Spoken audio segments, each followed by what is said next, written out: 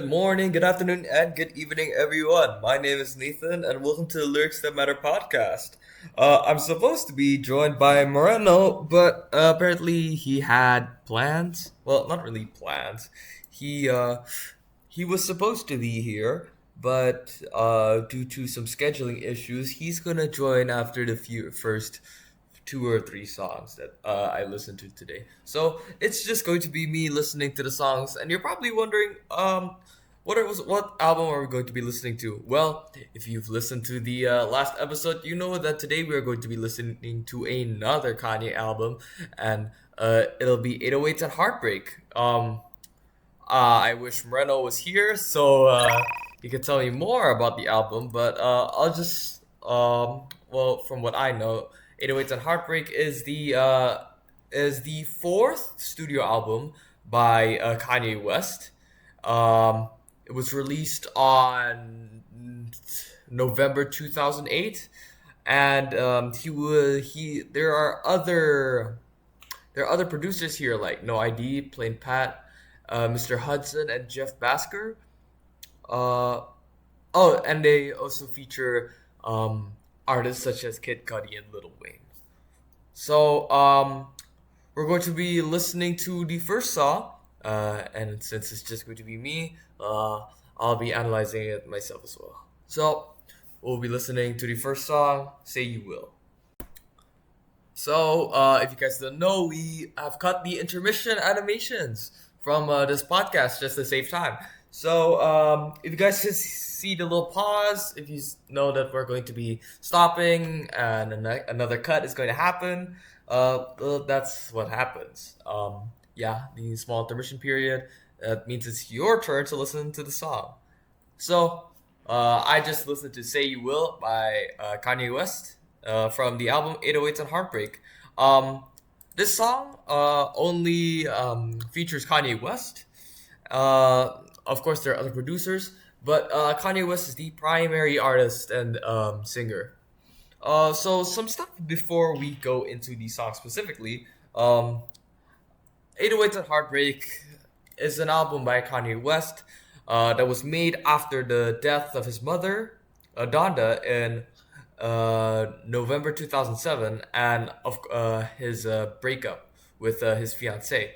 Um, and just like the title says, 808s and Heartbreak. Well, we already got the heartbreak part, but what about the 808s?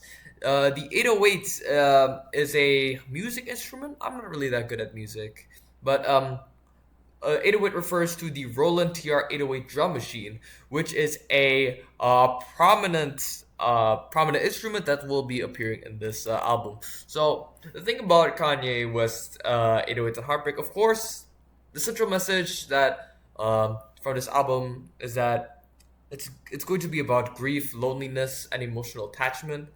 And another thing about this album is that autotune is very prominent. But when you listen to people like Charlie Puth, BTS, maybe probably not Charlie Puth. His vocals are amazing, but when you're listening to other artists who use autotune, it's particularly to sound perfect. But when Kanye uses autotune, it's not to sound perfect. It's to sound robotic and emotionally distant, and it almost feels like he's trying to bury his pain under these digital filters. Um, Maybe he's using this as a hmm, maybe he's trying to use this as a way to connect with his audience, where uh, well, a prominent thing about Kanye West's music is that he talks a lot about toxic masculinity and how men are forced to confide to the conditions that are met by society, that men are not allowed to share their feelings. They're supposed to be remain they're supposed to remain emotionally distant uh, from even their partners as well. So maybe he's trying to use this. Maybe he's trying to use autotune to emphasize that point. But enough about that. Let's talk about "Say You Will." So, "Say You Will" is you can already tell from the title. It sounds desperation. "Say You Will." Will is a very strong word. Will means the act that they're going to do. It will happen. Uh, this song expresses a very high vulnerability, emotional attachment, and unreciprocated love. It introduces the main theme of 808s and Heartbreak, which is loneliness and of course heartbreak, that defines this album. And we can tell that in the song, well, if you listen to it, of course, remember to listen to the song because of copyright issues. You know that Kanye is constantly in this song is in a loop of hope and disappointment, and he's haunted by these memories of this lost relationship, and he's also desperate. He's yearning for this emotional connection, and he thinks that it'll never return. Auto-tune vocal processing, very prominent. We'll see this a lot. He uses auto-tune to really heavily warp his voice, not to just sound robotic, but like I said, it's to emphasize the emotional numbness. This mechanical delivery contrasts with the song's emotional subject, and it highlights this disconnection between what he feels and what he's able to express. A line such as, "Why would she make calls out the blue? Now I'm awake, sleeping less and doing more." When he's using this monotonous autotune, it makes the longing feel cold and distant. It's almost like he's emotionally frozen, even while he's consumed by feeling. There are so many more. The main verse on the from the song, "Don't say you will unless you will." Oh, sorry, my friend Moreno just he just joined the call that I was in. Well, I was still talking about the song. I'll keep continuing on. Uh, so there's a lot of stuff, repetition and minimalism. The very popular line, "Don't say you will unless you will." The instrumental consists of really haunting and minimalistic beats and this looping synth melody that if you listen from the start to the end, you'll always hear this. And it's almost like he's stuck, right? A repetition can mean to emphasize, but also means that he's just stuck in one place, that he can only listen to the same single beat. And combined with the verse, this pleading verse is simple, but it's desperate. It's almost like Kanye's begging for sincerity in a world that no longer offers him stability. We'll talk about that later. But uh, there is a lengthy instrumental outro at the end that lasted almost 3 minutes. The extended outro is always meditative. There are no lyrics, just space. And I think, in my opinion, it's an artistic risk that serves a purpose. And Kanye is using this silence to force the listeners to sit with their emotions, just as he sits with his. And it's not about what's said, but what's felt. Cool, right?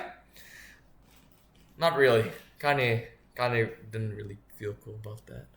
But here's some things that we can learn from this song. Well, at the time, 2007, 2008, when emotional stability, emotional vulnerability from men, and especially black men in hip hop, was rare. Because the normal stereotype was like people from NWA, other rap groups, Odd Future, probably. I'm not sure when Odd Future was made or they started producing songs, but Say You Will really broke that ground, really broke that stereotype. Kanye shed bravado in favor of introspection, showing that men in black hip hop have the opportunity to not just put this facade of this fake self, this fake ego, but to show and they can really put their heart into it. They can show that vulnerable emotional self. They don't have to hide behind this image of themselves that's high and egotistical.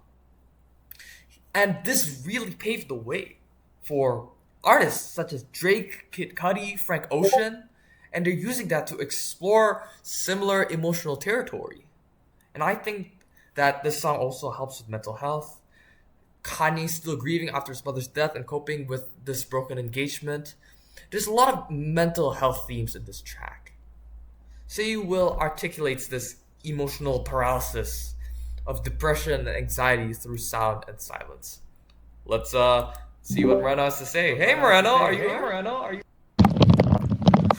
Oh, I'm genuinely curious. How can someone spend Hey, hey Moreno. You're a bit late. How was it? just some minor inconvenience, if I could say. Convenience is it's very ironic. Yep, From yep. me and the viewers have just finished listening to Say You Will, and we're about to move on to the next song. I've already given the small introduction of 808s and Heartbreak, and the background of what Kanye is, why Kanye made this album, and what prominent themes we'll be seeing, like the broken autotune as well as the 808s. So, I see. the next song that we're going to be listening to is Welcome to Heartbreak. You ready? Alright. You know when you're in a movie, well, not really in a movie, but when you're watching a movie and you're entering this sort of barren wasteland and the music starts playing, that's what my opinion is of Welcome to Heartbreak. It really does sound like the opening to something. Uh and it features the very powerful voice of Kid Cudi. And well, let's just get straight into analyzing. Moreno isn't here because he also has some problems on his end, so I'm going to be doing this part alone. But after that, we'll have Moreno. So, welcome to Heartbreak by Kanye West. Um, this the core message is probably, well, it's probably talking about emotional disconnect. Well, it's not probably talking. It is talking about emotional disconnect, and maybe this is a stretch, but existential regret. And Kanye, he talks about, well, he contrasts his material success with a yearning for personal fulfillment. He talks about being successful in this the entertainment industry, but it doesn't give him fulfillment. It doesn't. He longs for a stable, real relationship. This song is a confession. The life he thought he wanted has become this cage. Message. A quote from the song is, "My friend showed me pictures of his kids, and all I could show him was pictures of my cribs." If you guys heard it from the song, it'll probably sound more powerful instead of me just saying it like that. So, back to the authorial choices. Autotune, very prominent. Like Kanye layers his voice in autotune. Again, not to enhance his singing, but to mechanize his vulnerability and to create this emotional robotic disconnect. This vocal distortion creates this feeling of emotional paralysis. His pain is present, but it's distant. Something Another prominent verse. And my head keeps spinning, can't stop having these visions. I gotta get with it. This line loops into a breakdown. His voice warps, it stutters, and it also glitches, and it reflects his destructive, self-destructive mental and emotional overload, as as if he's malfunctioning. It's almost like he's malfunctioning under the emotional weight. The beat that he made in the song. Uh, Another prominent thing that you'll see in 808s and Heartbreak is that it's made in minor keys. It's made with industrial synths and minor keys, creating this desolate atmosphere. Unlike the celebratory tone of his earlier albums, Graduation. I'm not sure if Graduation came out before or after. But if you guys know Kanye, Graduation, The College Dropout, all amazing albums with this hype upbeat tone where Kanye is he's viewing life in this wonderful landscape, magically crashing down in 808s and Heartbreak. Kid Cudi's haunting hook, his haunting verse from the song, "My heart's broken, my soul's empty, I just want to be free." He delivers this in a very ghostly tone, almost like he's given up, he's resigned. His contribution emphasizes this shared grief by adding depth to Kanye's internal conflict. I'm not sure what Kid Cudi's background is, but I'm going to assume that he has had some of the same experience with Kanye West. Artists feature other artists in his in their songs to make it sound better, or maybe to emphasize this meaning. Someone who has shared that pain, shared that grief, and the global significance, the message of this song, it redefined hip hop's emotional range, something that we talked about in the last song. Before 808s, hip hop was largely dominated by toughness and success. And this song, like the others, this whole album has just shattered that completely. Kanye is publicizing this emotional fragility. He's not portraying himself as the egotistical Kanye that we know today. No, he's showing that men in hip hop can be weak. They don't have to be this tough fake image. His openness has created space for Drake, with his album Take Care, Kid Cudi, Man on the Moon, Travis Scott, Juice World, Tyler the Creator. We're going to be reviewing another album by Tyler the Creator, Igor, right after this episode. And he's inspired so many. I think that's what I can take from this song. This is his probably most self-aware and spiritually lost song that he's made. And the line, everything I'm not made, everything I'm not made me everything I am, and I'm still not okay. Everything I'm not made, everything I'm not made me everything I am, and I'm still not okay. Let's move on to the next song, Heartless. Hey everyone, we just finished listening to Heartless. I'm here with Moreno Richie. What's up, man? Hello. Uh, yep. After two songs of just me, we're finally back. The Lyrics.That.Matter duo. So, we just finished listening to Heartless from Kanye's 808s and Heartbreak. Moreno, what do you think of Heartless? It's the most iconic song of the album, so what can I say? It's just iconic. If I'm not wrong, it has the most plays, most streams, in the album. Just checking on Spotify right now, it has 1,700,000,000 streams on TikTok. Damn. It's an extremely iconic song. It's definitely the highlight of the album. So, let's just see what we know about this song, Ronald. What are some things that you can identify from Heartless? It's a very like kind of a narrative where Kanye is trying to explain about his heartbreak or what he has been through when he made the album. But Mm. in my opinion, this song is trying to convey the balance between how this song is very influential to the rap genre and also Kanye expressing his loss of his mom and girlfriend. You know, before like we both listened to this song, and while I was talking about the first two songs of the album, I was just talking about how 808s and Heartbreak served as this medium, this announcement that men in black hip hop can also be emotionally fragile. Kanye was one of the pioneers of this kind of hip hop rap. Yeah. So, He is. mhm. So this No, I'm song just saying. is definitely a study of vulnerability and masculinity, which is framed through cold synths and auto-tuned vocals. Um, And you know what? Hmm? You know what?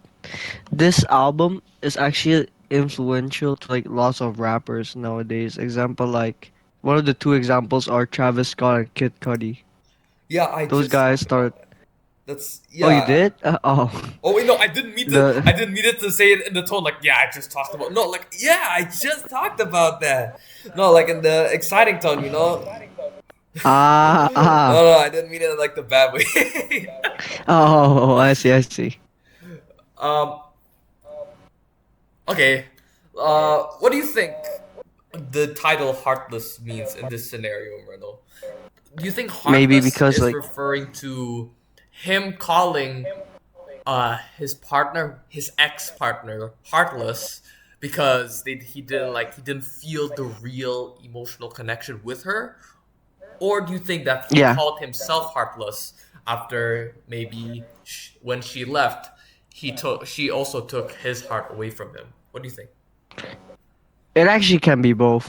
Mm-hmm. Cause what's it called the the lyrics though, in my opinion, I'm more of the side to the girlfriend part, Uh but huh.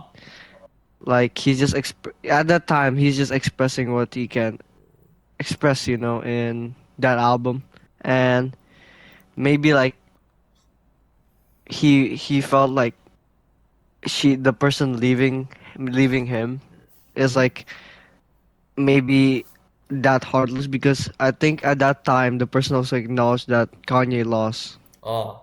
his mother, Mm-hmm. so maybe it's just like a nice quick insult to the girl or the Wow. ex. Oh wow.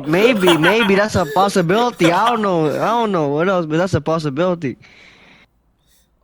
So, in the earlier songs, we talked about, well, I talked about the really main authorial choices by Kanye, the use of autotune as a way to emphasize the emotional detachment, uh, the minimalistic, very cold production with the very simple drum pattern, 808s, the very sparse synth, and the haunting melodies that emphasize the minor keys.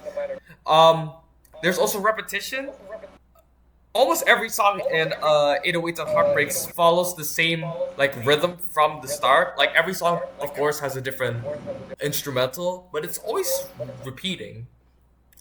Uh, so let's just skip that part and let's talk about what message do you think you got from Heartless?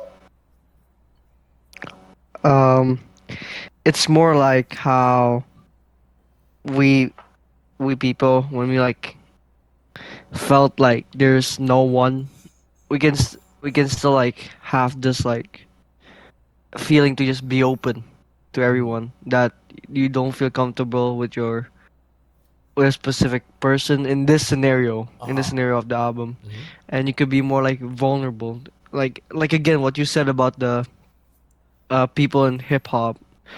They don't like express like their feelings at all, and it's just pure like that unquote gangster look. Like Kanye just made this whole thing to be more of a like a feeling, like a vulnerability, like Mm. type of genre, and making rap more into the conscious ones, and it actually develops over time. So I love how you interpreted it positively, so I'm gonna give it in a different side. I think that the okay. main message that I got from this is the universality, universality referring to a shared experience with almost everyone on the planet, where no matter where you are in the world, heartbreak is a shared human experience, and through this song, he brings that alight. Kanye captures a universally relatable pain in a way that transcends culture or gender in the form of this breakup song. And Heartless is more than just a breakup song. It's cold, it's vulnerable, it has strong, very bold artistic direction. And Kanye creates this global anthem. And I can say that because 1,700,000,000 streams, I'm sure a lot of people felt his lyrics, they felt the music. It helped shift hip hop's cultural norms more towards emotional openness. Again, not hiding behind a facade of ego. And he While makes being this catchy. Exactly. That's what makes Heartless so good. Well, we're going to be listening to the next song. Uh, the next song is titled "Amazing." Let's go. Everyone, me and Moreno have just finished listening to "Amazing." "Amazing" is a song that features Young Jeezy.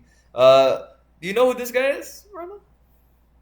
No idea. I'm sorry. No idea. Yeah. To be fair, this might be me and Moreno's first time listening to this album. So, yeah. So, Moreno, what do you think of "Amazing"? It's very like contradicting to the whole album. It's just very like somewhat opposite because Kanye is very like encouraged and like have more self-esteem on the song compared to Mm. the previous ones. Um, yeah, I like that point that you bring up.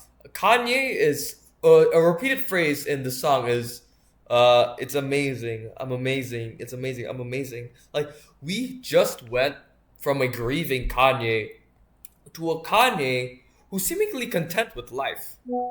But we'll see. So, Amazing explores how grief and emotional exhaustion can even disorient even the most successful people.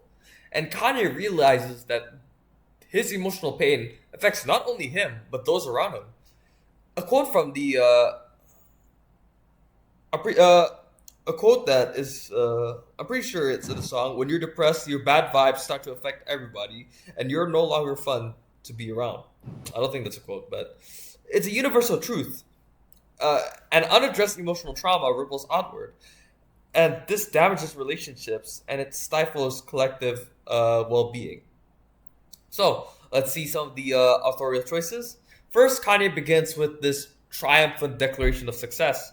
It's amazing. My reign is as far as your eyes can see. And then he cuts to a confession. I'm a monster. I'm a killer. I know I'm wrong. I'm a problem that'll never be solved. This juxtaposition captures the cognitive dissonance of presenting confidence while also feeling broken inside. Again, dark piano, sparse 808 beat, minimal instrumentation. It creates this repetition. It creates a haunting backdrop, and the music echoes in Kanye's isolated psyche, his isolated mind state. This emphasizes his emotional emptiness, even through this loud success. Again, we're talking about Kanye, who is so egotistical. He he's so successful, but being successful doesn't always mean that you're happy. Reno, what do you take from this song? What do you think goes through your mind when you're listening to this song? In my in my opinion, I don't know why, but I have this sense of like a denial from Kanye. Like like those like stages for like a heartbreak. Like there's like Mm-hmm.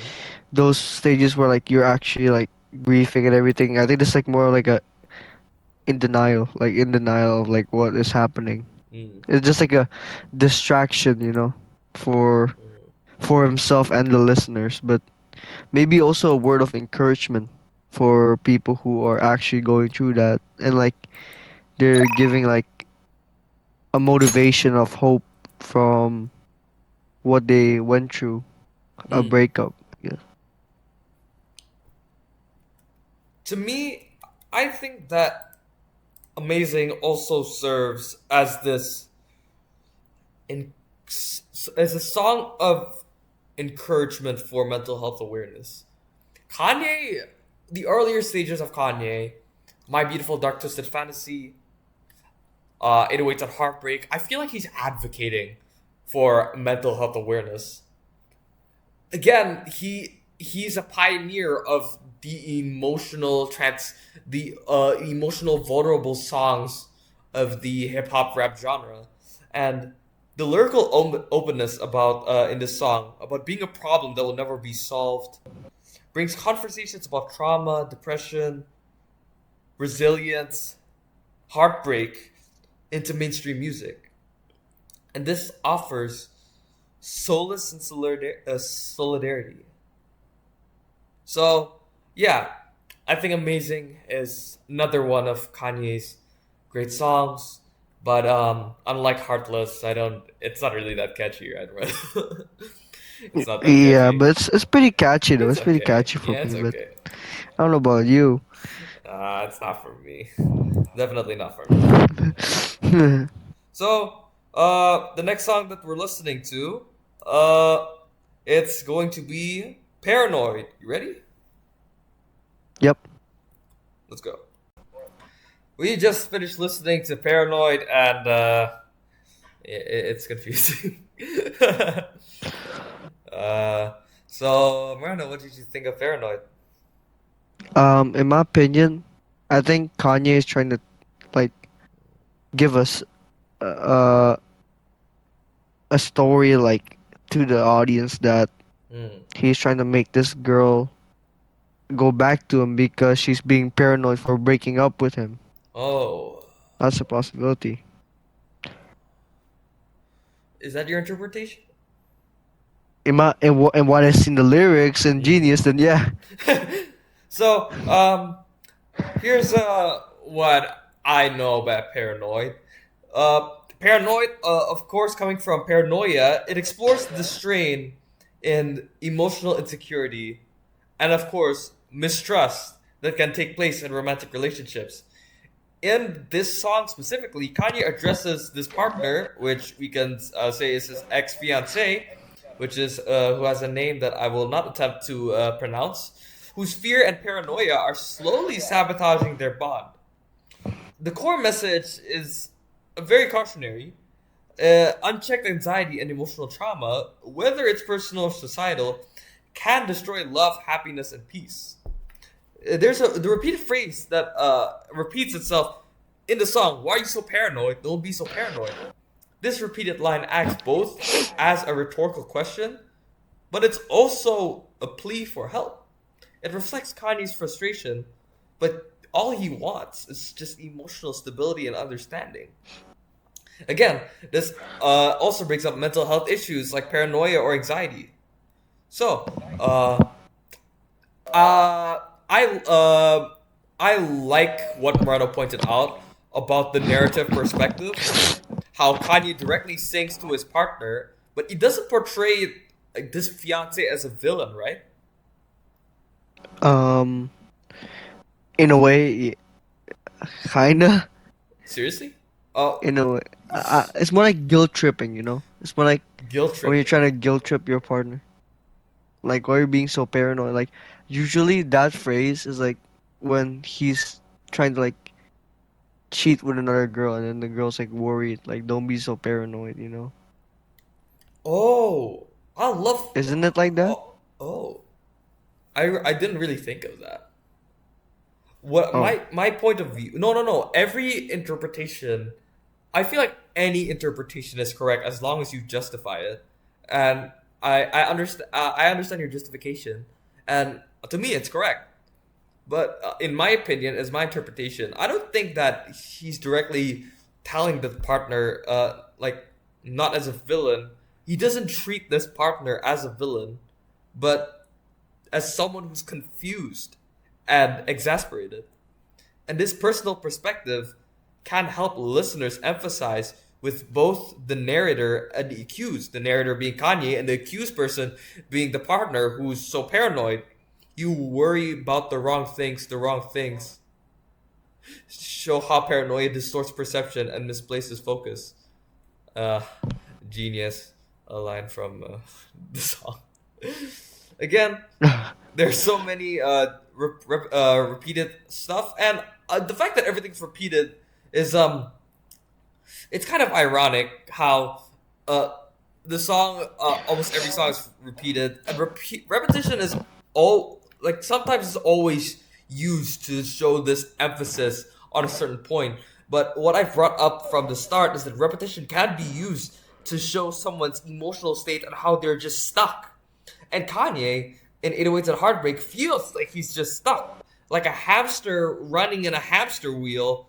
He's just stuck at this one place with his partner, and how they can't get anything going. They don't want to be separated, but they also don't have that longing.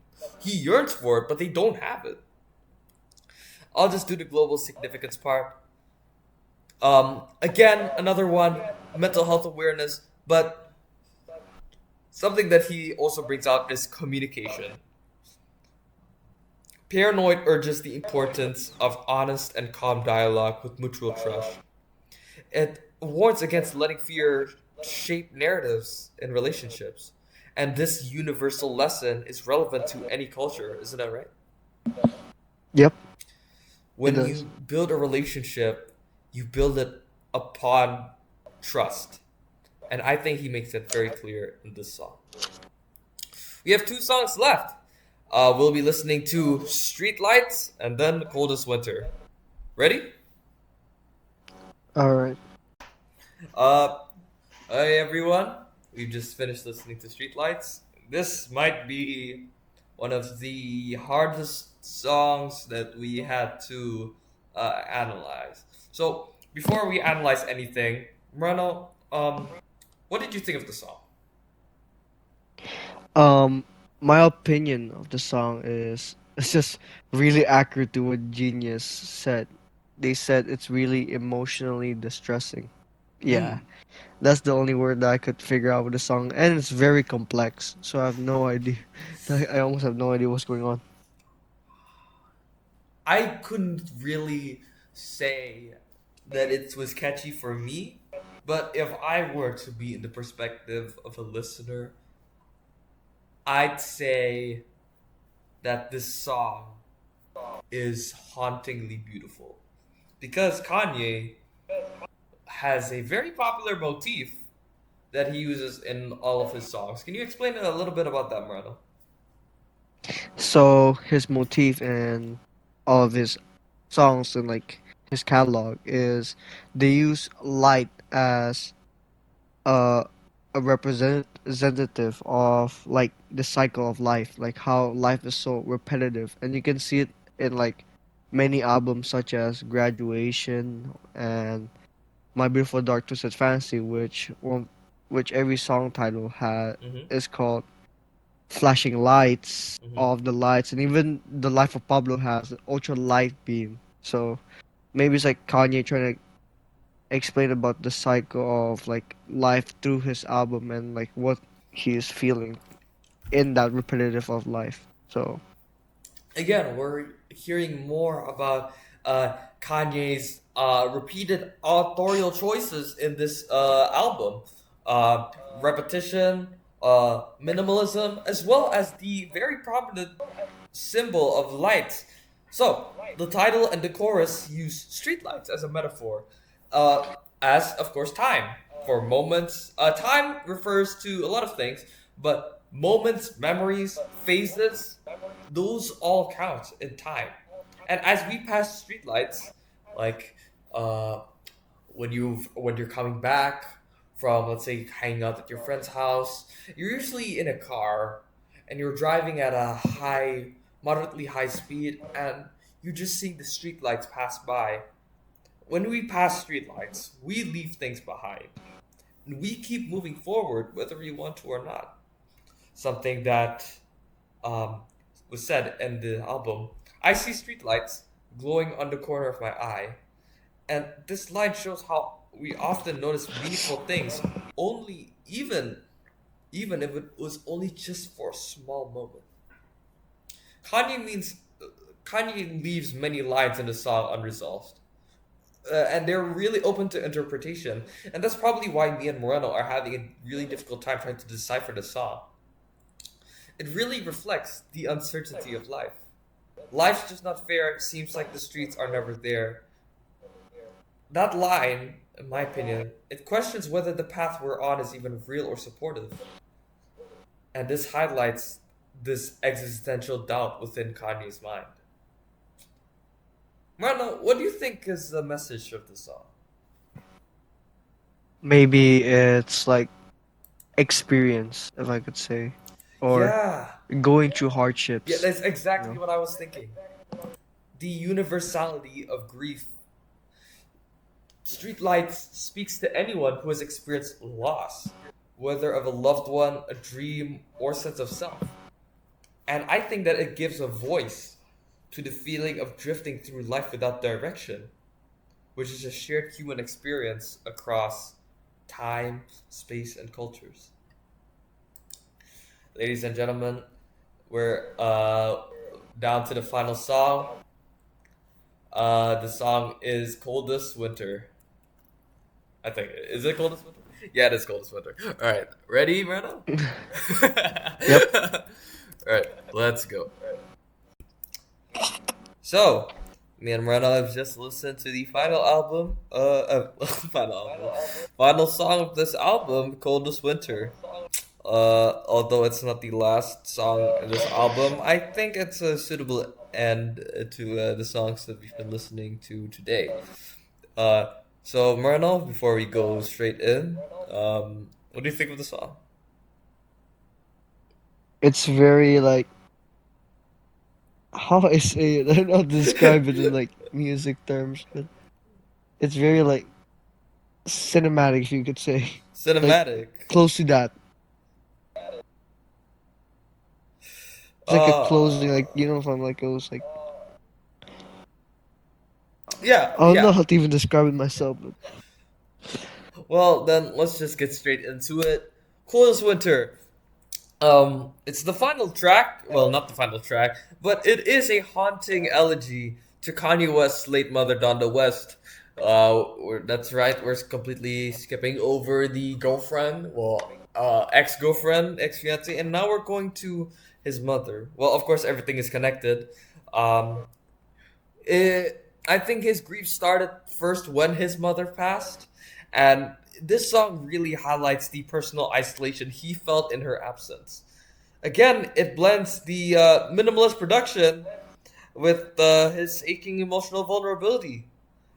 This song. Fun fact: this song is also one of the products of Kanye's very iconic sampling production styles. He sampled a song called "Memories Can't Wait" by Tears for Fears. This song is rooted in grief, heartbreak, as well as emotional disconnection, like everything else in this album. So, Marno, yep. do you think there's anything to point out from this album? In my opinion, it can be two meanings, but I think it's mostly mainly Mm-hmm. to Donda West, who Yeah. he felt like at his time at graduation at those eras when college dropout Mm-hmm. and and everything. He, uh, he this is like his first time where he like felt a presence where like my mother's gone, and that grief. Because I don't think anyone in this world would like, be happy when their mom is like gone. Mm. So it's something like that Kanye is expressing through his music, and you can see like comparing with this album and specifically also this song. You can see like from graduation, late registration, or even college dropout. They're all like some kind of like catchy yet conscious, but in a way where it's like in a positive expression. Mm-hmm. But this is like a way different tone comparing to every single album at that era. So yeah, that's what I could say.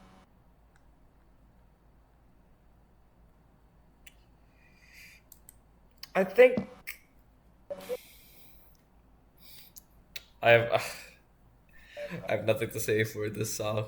I have nothing to say. I think you've done a good job in explaining this song. And to be honest, as much as I want to appreciate how good 808 and Heartbreak is, I know a lot of friends who think that this is Kanye's best album. But in my opinion, it's not the best. And as much as I'd like to um, analyze it, I To be just fair, can't. you're a pop guy. You're to be fair, you're a pop guy. So Yeah, I'm a pop guy. But I'll just handle the global significance part. We're back here, and yep, this is another advocate for destigmatizing male vulnerability in cultures, especially hip hop, where emotional suppression is normalized for men. Kanye has been the one to open the door for male artists to express grief and vulnerability with lines saying, "Will I ever love again?" He admits the emotional damage, which is something men feel but don't verbalize. And of course, toxic masculinity, and it shows that the world is. It shows that emotional openness is powerful and it's not weak. We're at the end of today's podcast episode. Um, 808s and Heartbreak. Kanye's heartbreaking story. Almost narrative like, but not really. A 12 track album with a lot of emotional grief, emotional vulnerability. Just like the album that we listened to before, My Beautiful Dark Twisted Fantasy. But I preferred that one over this. So, Moreno. oh yeah, Nathan. Fun fact. Uh huh. Uh, I'm just saying Mm-hmm. the two albums that we analyzed are their album covers are made by Mm-hmm. Virgil Abloh, and also the 80 and also what's that all for, huh? Respect the man and his craft. But uh-huh. specifically, this one is also made by a famous street artist called named Cause. So that's what you can just take notes of. You know. Mm-hmm.